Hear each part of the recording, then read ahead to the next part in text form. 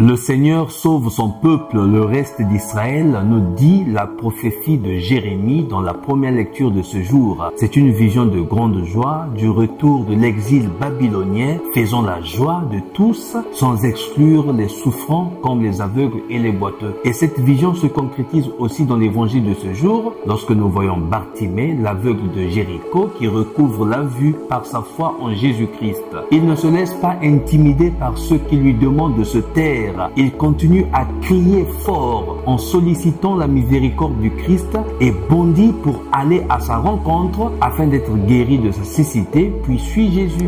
Regardons de plus près les détails de cette guérison pour en tirer des grandes leçons de vie. Dans les évangiles, Bartimée, qui signifie fils de Timée en araméen, est le nom de l'aveugle guéri par Jésus à la sortie de Jéricho. Cet épisode existe dans les 3 évangiles synoptiques, Marc, Matthieu et Luc, mais le nom de Bartimée n'apparaît que dans la version de Marc, l'évangile de ce dimanche. Timée en grec ancien, Timaios, signifie estimé, honoré. C'est dire qu'étant fils et fille estimés de notre Père Dieu, malgré nos différentes cécités spirituelles et morales, chacun de nous peut s'identifier à Bartimée, le fils de Timée. Le chrétien seul ne peut pas voir le chemin du Christ si Jésus, qui s'est offert pour nous tous, comme nous dit la lettre aux Hébreux, la deuxième lecture de ce jour, si Jésus qui s'est offert pour nous tous ne l'illumine pas avec sa foi. Cependant, il faut de l'effort et une détermination indéfectible pour ne pas nous laisser empêcher ni suffoquer par le monde ou par la foule qui nous entoure. Sur les pas de Jésus, à travers Bartimée, nous pouvons retenir 5 points essentiels de cet évangile. Le premier point, assis au bord du chemin, Bartimée a entendu que c'est Jésus de Nazareth qui passe et il se mit à crier « Fils de David,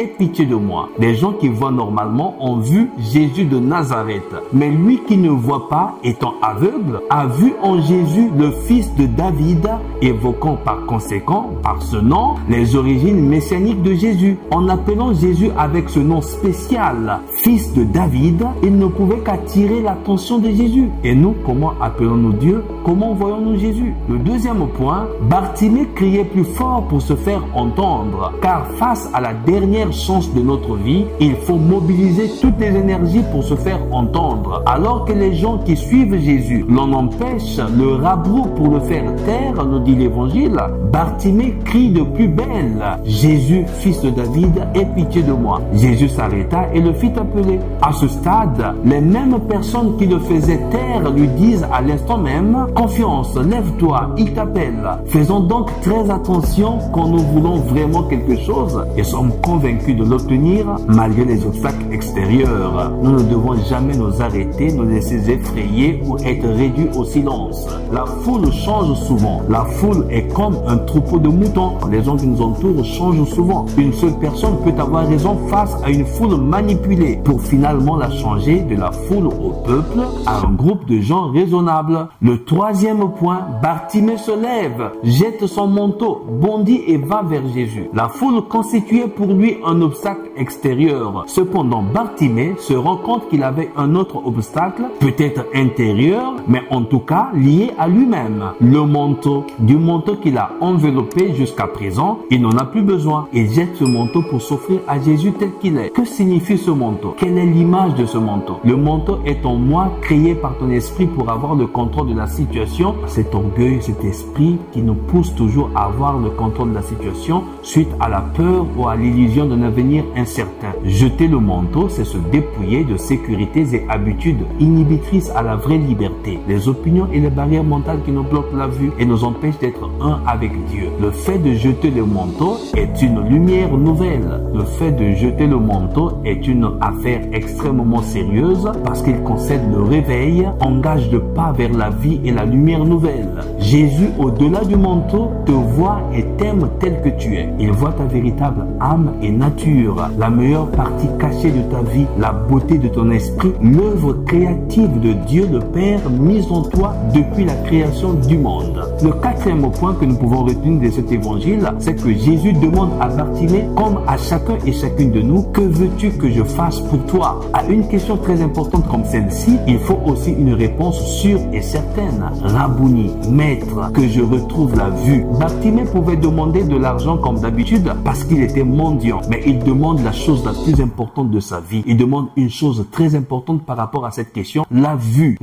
le fait de voir, afin de quitter le bord de la rue pour retrouver la marche d'une existence pleine de vie. Jésus ne laisse personne au bord du chemin sans solution. Aussitôt, tout est fait pour Bartimée. Va, ta foi t'a sauvé, lui dit Jésus. Et Bartimée se mit à le suivre sur le grand chemin de la vérité qui mène à la vraie vie. Il n'a plus jamais abandonné ce chemin qu'est le Christ Jésus lui-même. Assis au bord du chemin, il se met à présent sur le chemin qu'est Jésus-Christ, le chemin de la vérité qui conduit à la vraie vie. Du bord de la route, écrasé par la foule, Bartimée est devenu membre du peuple de Dieu, disciple et témoin de l'amour de Dieu au milieu de ses frères et sœurs. Le cinquième et dernier point que nous pouvons retenir de cet évangile, c'est qu'il nous faut apprendre non pas seulement à crier de toute notre force quand nous sommes dans le besoin, mais aussi et surtout à écouter le cri désespéré des pauvres de notre temps en devenant en même temps la voix des sans-voix de notre temps, la voix des sans-voix de Gaza, du Yémen, des sacrifiés de l'Est de la République démocratique du Congo,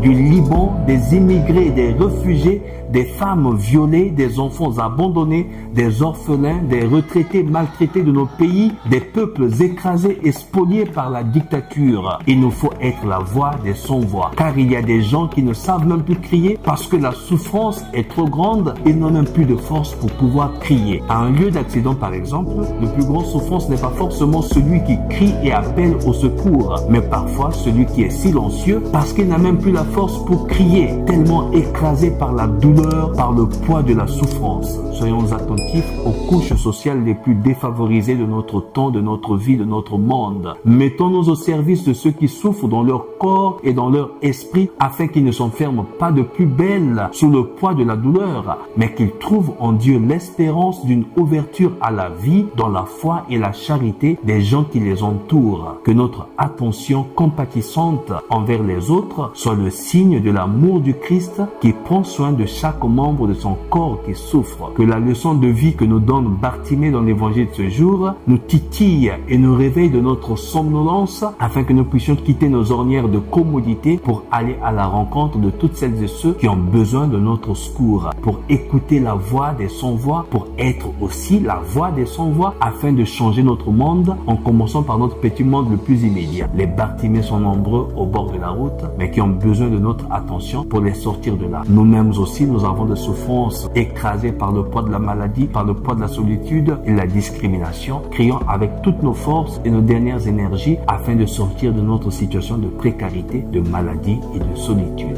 Priez pour moi, chers frères et sœurs, comme je prie pour vous. Que Dieu vous bénisse. Je vous souhaite un excellent dimanche. Abbé Stephen Yanin Kodia, serviteur inutile.